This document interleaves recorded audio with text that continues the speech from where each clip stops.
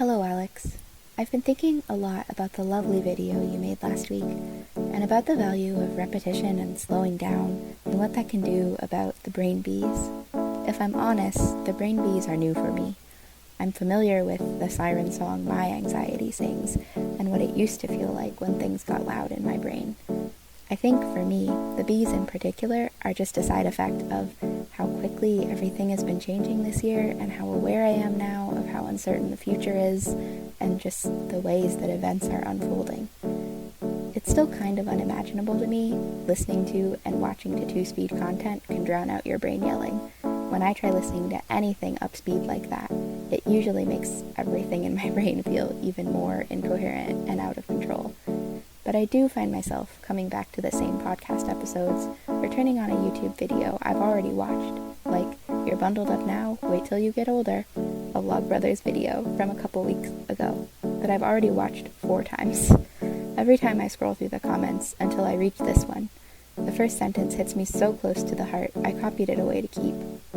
I too find myself very often wishing I was at a point in time where I had more stability and wasn't scared of or worried about or uncomfortable with new and unfamiliar adult responsibilities. I'm not sure about time travel, but I do often wish I could move toward that kind of self-assuredness at 2 times the speed of real life. What I find myself repeating more than anything else, though, are songs.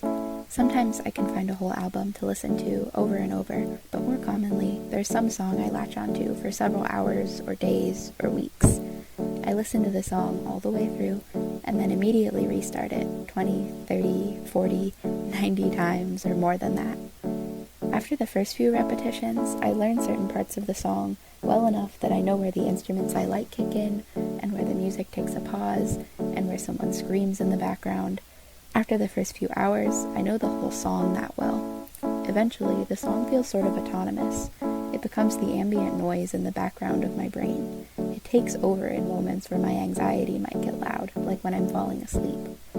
It's like getting a song stuck in your head, only the song has decided to use its powers for good, not evil.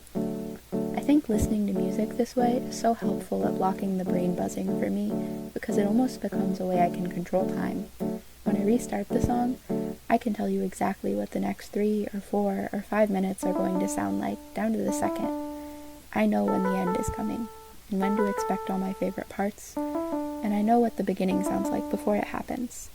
It's like I can tell the future. I can be certain, and nothing shuts up my anxiety like certainty. So I create these 3-minute-long pocket dimensions, where everything is predictable and I can't hear the bees. Inside the song, I start thinking of time relative to the song instead of the world.